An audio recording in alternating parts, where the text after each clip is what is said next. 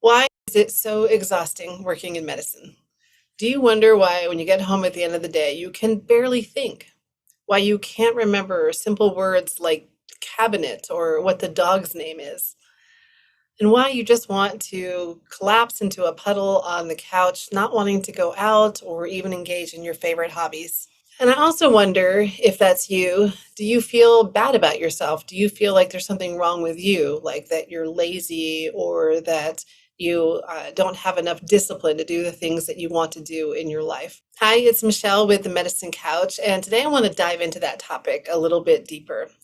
I want to talk about why the job we do as PAs, NPs, and physicians is so demanding and exhausting. I think we often forget just how extraordinary our jobs are, and sometimes we start feeling like maybe we're the problem. So I want to dive in and I want to take a look at some of the reasons why I think medicine is particularly exhausting and why it's so hard to practice in today's world, really just to help remind providers and to show other people who aren't in medicine why the job is so challenging. And at the end, I want to give some tips for those who may be truly unhappy in the position that they're in right now, and some ideas of ways that they can make changes. So let's start off by talking about the administrative work we have to do. I mean, this is charting, completing patient forms, doing, going over lab results and reports from specialists that we've referred to. It's never ending. There's so much more than that, but that's the main part of it. And I think what makes it so difficult and so particularly exhausting is not that we have this work to do, which is not what we went to school to study, but that it's never ending. It continues to pile on. And most of us are never given actual time to complete that work. We're just supposed to fit it in around practicing medicine and seeing patients. And along those lines is the pressure of billing and coding. Pretty much the income that comes into clinics and hospitals is based on what the provider generates. So even if we don't think about it, there's a lot of pressure on our shoulders. And, we're never really trained how to do this stuff. So we're constantly getting messages about how we can improve and be better billers and coders when none of us have really studied this. And it just starts wearing you out, having that pressure, but also that insecurity about if you're doing things right and how you should be doing it. And that's kind of the same thing when patients ask you about things that you are prescribing or a procedure you want them to have done, and they ask you if their insurance is going to cover it or how much it costs. Those are all reasonable questions, but we have no idea. As a provider, we don't see any of that on a regular basis. Just every once in a while, somebody points something out to us, but I don't know how much stuff costs, and I don't even know how to find that answer sometimes. Heck, I don't even know what my own insurance policy covers, let alone knowing what your insurance policy covers.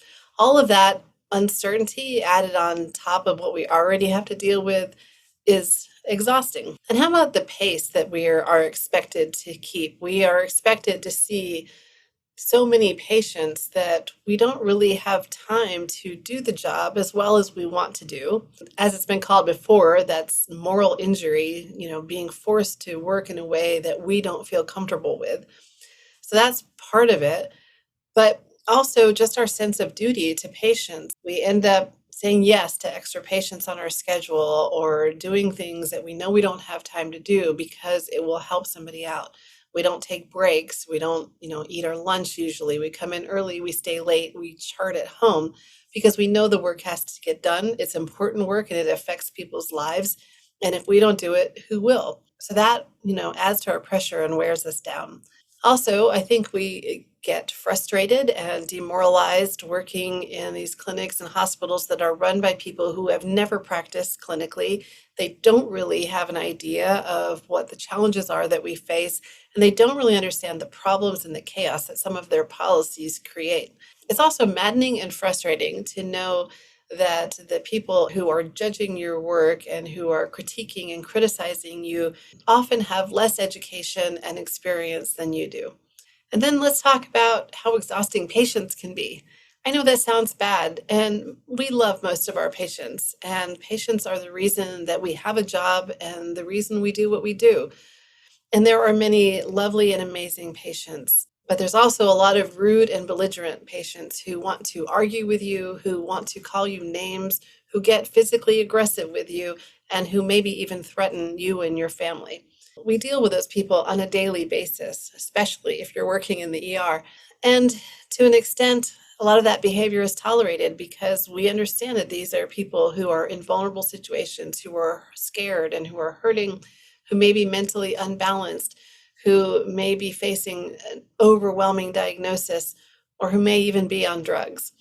So we have to expect that to an extent, but it's also good to realize that this doesn't usually happen in many other professions. It's just another layer that adds to the complexity of what we do. And even those patients that we really love, they are exhausting too because we worry about them, we care about them, we worry that the treatment we gave may not work, or it may cause a reaction that puts them into the hospital, or heaven forbid, if we make a mistake and it seriously hurts or kills someone. That's a lot of pressure on your shoulders and maybe not be something we think about every day, but it's there wearing us down. And on top of all that, you have to worry about if a patient is going to sue. Even if they have a frivolous lawsuit that doesn't really have any merit behind it, that you did nothing wrong, it is still an ordeal to go through, and it's still going to haunt you and your license for the rest of your career. And if you do make a mistake, you could lose your license and your livelihood, everything that you've worked so hard to obtain. And a lot of times in medicine, we don't take very much time off. That's especially true in smaller clinics or in hospitals where you being gone is really going to be a burden on the other providers and on the patients and staff. Likewise, sick days. It's really hard to take sick days when you're a provider, especially when you have patients that have been scheduled in advance. Some of these patients have been scheduled for 3 or 6 months out, and they've taken the day off of work, and you know that you calling in sick means that most likely they're going to be rescheduled. We also don't like if they aren't going to be rescheduled, that they're going to be put on one of our colleagues' schedule, which means that they're going to have a pretty rough day. So we tend to just come to work even when we know we shouldn't. And the biggest reason of all is that medicine is just hard. The topic itself is hard. The human body is arguably the most complex organism on the planet. There are doctors and scientists who could spend their whole career just looking at one tiny aspect of the human body and never really find all the answers. So working, especially like in general medicine or ER, or even in a specialty, there is so much to know, and you feel like you never really become a master of it. But even worse than that, each person is unique. Each person has different anatomy, small changes that make a big difference. They have different physiology and how they react to treatments and procedures. They have different thoughts and beliefs about things that you have to work around. They have different comorbidities and socioeconomic factors that really influence the way you practice. We have to take all of those variables into consideration every time we're in front of a patient. And in medicine, it's usually not black and white. It's usually gray to begin with. With every diagnosis, there is almost always more than one right answer and different ways that you can treat patients. So you constantly are adjusting and changing your plan based on this information that comes in. That is mentally taxing. And, in medicine, there's not really any days that you can come in and just kind of coast, have a bad day and just put your head down and, do the bare minimum amount of work. You have to be there and be present for each and every patient. They deserve your full attention. And we know that. We're not perfect, and that doesn't always happen, but it's important work, so you know that you have to do your best, no matter what you're thinking or feeling that day.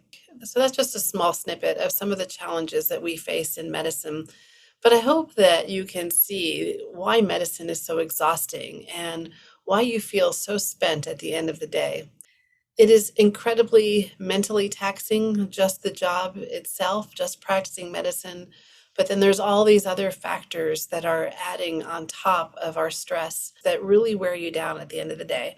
So I hope that you see that and can understand that. And I hope that if you're watching this and you're a provider that's been really hard on yourself and feeling like you're a failure and not good enough, that you will reflect on this a little bit more and understand the extraordinary job that you do. I especially hope that new grads out there that might be watching this take this to heart and know that it takes a long time to even start feeling comfortable in medicine. Know that you are not alone out there, that this is a difficult job and that we all need to give ourselves some slack. So, what does this mean? Are all healthcare workers doomed to a life of stress, burnout, and exhaustion? Well, yes and no. I mean, exhaustion comes with the territory to some extent, but there is some light at the end of the tunnel. I do believe the COVID pandemic has kind of shone a light on medicine and healthcare and what we go through on a daily basis. I think it has opened up conversations. More people are really digging into this and trying to find some solutions. Unfortunately, I don't think those solutions are going to come anytime soon. So, I want to talk to those of you who are really struggling in the job that you're in and who don't know if you can continue. And unfortunately, that's a lot of people right now. I don't have any magic answers to make it all better, but there are some steps I think that you can take. One, I think that you need to really take some time and figure out what the largest stressors are in your job. What are the things that are really making you miserable?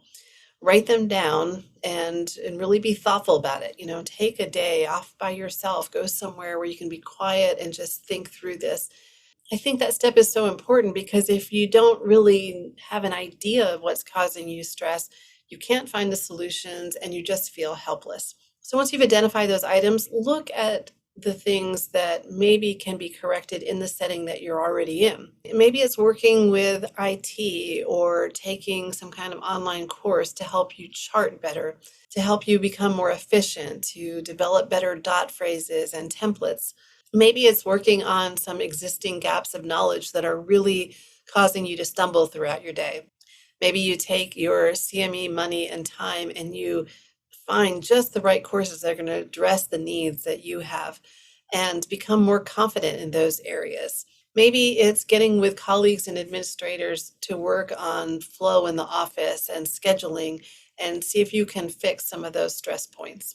If after you've done your list and you figured out what those stress points are and you realize that they're probably not anything that's going to be fixed in the current practice that you're in, then I would suggest you start thinking about what setting would be better for you. What would be a significant improvement? And then write down those things.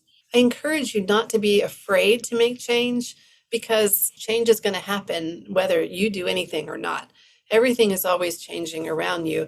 And if you don't take charge, you're kind of just swept up in that change, and it really leads to a sense of helplessness. But if you figure out what you need in a medical practice, what you need to feel successful, then you can kind of direct that change. You can chart a course going the direction that you want. Maybe it's just finding a different office that you feel more supported in and that has a larger staff, maybe requires you to see less patients. Those opportunities are out there. Every office is different. And I've talked to some people who have some pretty amazing positions.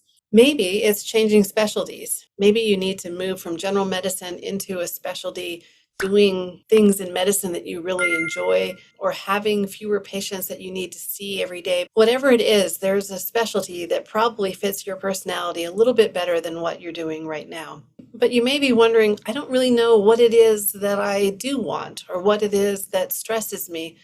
Well, there's a couple things that I could suggest that maybe could help you.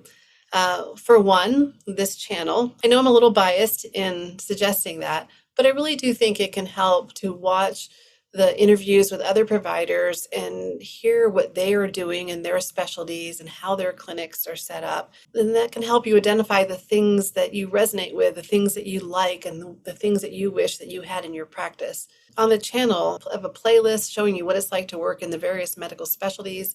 I have a playlist on cool and unusual jobs if you're looking for something out of the ordinary. And then I also have playlists on non-clinical jobs. So maybe there's an opportunity for you to take your training and your knowledge, but get out of the clinical setting. So look at those videos. I'd also encourage you to look at job boards. Look at postings of PA and NP jobs anywhere around the country and in any specialty. It doesn't really matter. But if you look at those job postings and pull out the things that speak to you, things that you read and you're like, oh, I wish that was in my practice, or I wish I could work in a setting like that, then write those things down. Doing these things will help you really identify what the possibilities are and the things that you really want in your practice. Then, when you know that, you can start networking and keeping your eyes out for that perfect opportunity. You're not going to see all of those opportunities, but if you're not even looking, you're not going to find any of them. So, finally, I just want to say to all my colleagues in medicine that I hope that you remember that you were working in an extraordinary profession and that you do an amazing job. Hold your head up high and know that you deserve the biggest and most heartfelt thank you. You may not, probably won't receive it, but just know that you deserve it. So I'm curious, tell me what you think about working in medicine. Leave your comments down below. I appreciate you watching and for joining me today. Take care, stay sane, and I'll see you next time on the Medicine Couch. Bye.